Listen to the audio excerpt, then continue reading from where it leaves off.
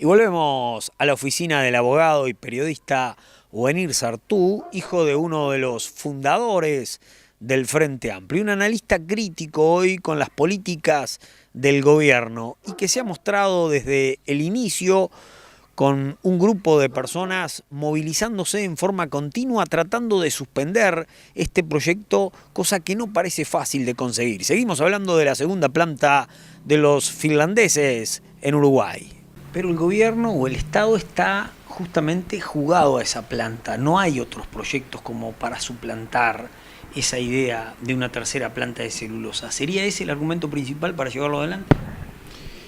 Mire, yo he andado recorriendo, haciendo charlas sobre este tema y hablando con gente de prácticamente de casi todos los puntos del país. Y lo que me he encontrado en todos lados es gente que me dice, gente que trabaja en el campo, el cual yo aclaro que no sé, estoy transmitiendo lo que me dice gente que conoce. ¿Y qué me dicen? Bueno, pero si a mí me dan las mismas condiciones que UPM, yo también soy próspero, ¿no? Me lo dice el tambero, me lo dice el productor de ganado, lo dicen los apicultores, y a mí no me cobran impuestos, me dan zona franca, me colocan plata, me dan la energía eléctrica. Bueno, yo también me venden el gasoil a precio especial, me hacen todo es preferencial. Entonces lo que uno ve es que no hay un proyecto que esté basado, no es que no haya otra cosa que hacer, de hecho el país ha vivido siempre y hay cantidad de gente que produce, ¿no? Yo no sé menos que usted, que conoce más que yo el tema del campo, pero el país ha vivido siempre, y lo que hay en este momento es que no hay voluntad de reactivar o de invertir en actividades nacionales, ¿no? Uno ve que las empresas cierran, acá también en Montevideo, ¿no? Las empresas cierran, y a esta empresa se le dan una serie de ventajas que no tienen las otras, las uruguayas, ¿no? ¿Quién tiene exoneración de impuestos? ¿Quién ¿Cree que es posible cortar el proyecto? Porque en la oposición, ¿qué opinan, por ejemplo? Bueno, depende, cuando lo hablan en público o en privado. Y esto no solo para la oposición, también para los... Yo he conversado con figuras, con legisladores, por ejemplo, del gobierno, o funcionarios altos del gobierno, y en privado reconocen que esto es un disparate, está todo mal. Pero dicen, ¿qué vamos a hacer? Y se ha impuesto ese criterio, ¿no? Como que no hay vuelta. ¿Quién es la idea entonces? Si usted dice que los mismos legisladores, solo Mujica fue el de la idea y Tabaré la continuó. No, esta idea viene de muy atrás y no fue creada en el Uruguay. A ver, ¿en qué año se vota la ley de forestación, de estímulo forestal? En 1987, primer gobierno de Sanguinetti, hace más de 30 años. Ahí se empezó a estimular con dinero la plantación de eucaliptos. El Banco Mundial invirtió dinero para eso. Hay documentos de más atrás todavía, de hace más de 40 años, hechos por el Banco Mundial, que aconsejan destinar esta zona, es decir, parte del sur de Brasil, Uruguay, parte de Argentina, Paraguay, a la forestación, a la producción de celulosa. En el 87 se vota la ley de la forestación, el Banco Mundial empieza a invertir dinero para estimular la forestación. Ahí se tomó la decisión de que Uruguay se destinara a la celulosa. Y eso no lo decidió el gobierno uruguayo, nadie sabía en aquel momento qué era lo que iba a pasar. Fue un plan hecho evidentemente por capitales que iban a invertir en eso, respaldados por el Banco Mundial. Y es lo que pasa, es decir, en definitiva, nuestros gobiernos cada vez gobiernan menos, es decir, son los organismos internacionales los que definen cuáles son las políticas a aplicar, invierten dinero y los gobiernos entran, en el afán de conseguir ese dinero, entran en las propuestas que le hacen. Entonces, hoy nos encontramos con esto que es desastroso para Uruguay. Es decir, ¿cómo vamos a invertir 4.000 millones de dólares en un negocio en el que no vamos a llevar nada? Para lo cual además hay que llevarse puesta la Constitución, ¿no?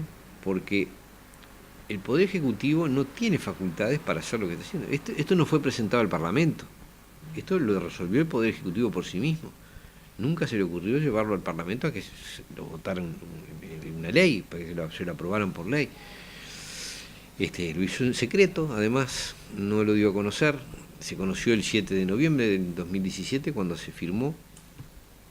Y al no haber pasado por el Parlamento, resulta que no podemos ni plantear la inconstitucionalidad, porque la inconstitucionalidad solo se puede plantear ante las leyes, para casos de una ley, ni el referéndum, porque el referéndum también solo se puede hacer con una ley.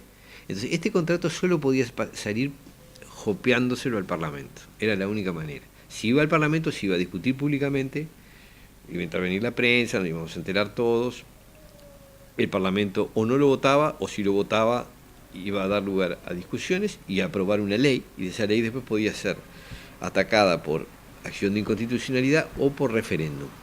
Y ningún inversor le gusta que su inversión quede condicionada al resultado de un plebiscito dentro de un par de años. Entonces lo tenían que hacer así para sacarlo.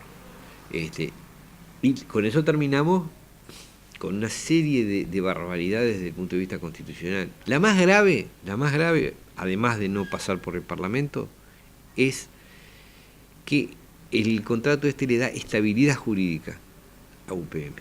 Eso quiere decir que los privilegios que obtenga ahora o en la negociación futura después no pueden ser modificados mientras dure el contrato. Eso quiere decir que entre 20 y 50 años Uruguay no va a poder modificar ni siquiera por ley las condiciones que se le dieron a UPM. Porque si lo hiciéramos vamos a ser demandados ante tribunales del Banco Mundial. El contrato le dice, bueno, lo que tenés acá, las condiciones que te pactemos no se van a poder modificar, ni siquiera el Parlamento. Y si te vieras afectado, vas a poder demandarnos ante tribunales del Banco Mundial, que justamente es el que además invirtió para la forestación. Es una condición diabólica, donde después no perdemos soberanía de una manera brutal, ¿no? Uno mira que se le da la vía del ferrocarril y no se puede tocar, el agua del Río Negro no se puede tocar, la compra de energía eléctrica a precio prefijado no se puede. ¿Quién puede asegurar que la energía eléctrica va a costar $72 dentro de 20 años? Pues está pactado comprársela a ese precio. Es un pésimo negocio, es absolutamente inconstitucional, nos resta soberanía. Después, cosas absurdas como que UPM, entre los privilegios que tiene, es que la legislación laboral, es decir, sobre todo los temas de ocupaciones y de conflictos laborales, tienen que ser negociados entre UPM, el PIT-CNT y el gobierno para modificar la normativa a nivel nacional. O sea que UPM se convierte en un colegislador. Y después le dan, que ya lo están haciendo de forma escandalosa, que es meterse en la enseñanza, definir los programas de enseñanza técnico-profesional, que es definir un poco la cultura del país, ¿no? Porque si uno forma el personal de acuerdo a los intereses de una empresa, mañana esa empresa no está o esa actividad no existe, ¿y qué hacemos con esa gente? Sin contar que ahora se están metiendo además a hacer publicidad y llevarles a los niños de escuelas y liceos materiales de UPM, utilizan papelería de UPM, los llevan a las plantas y a las plantaciones es decir, este era un país ganadero, agrícola ganadero, y han resuelto convertirlo en un país destinado a la celulosa, porque esta no es la última planta que está en carpeta, ¿no? Hay otras. Es un cambio económico, social, territorial, cultural, impresionante. Y por eso se quieren meter en las escuelas, porque hay que cambiarle el chip a los chiquilines para que lo naturalicen, les parezca normal. Pero van a vivir en un país, si esto sigue adelante, que yo creo que no va a seguir, van a terminar viviendo en un país que no va a tener nada que ver con el Uruguay que conocemos, ¿no?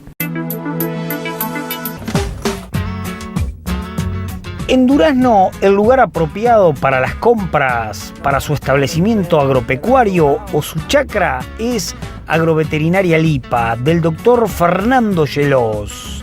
Tenemos buena atención, calidad, precios, pero además la disponibilidad para que usted se sienta como en su casa. Excelentes alternativas para piques, raciones, productos veterinarios e insumos en general. No lo dude, en Durazno frente a la terminal de ómnibus. Agroveterinaria Lipa, como siempre. Walter Hugo Abelenda anuncia el cierre de inscripciones del remate 207 de Plaza Rural y Plaza Braford para el lunes 6 de mayo. Y recuerde, su negocio está a un solo clic. Ver www.wha.com.uy. Nuestro trabajo es defender su esfuerzo.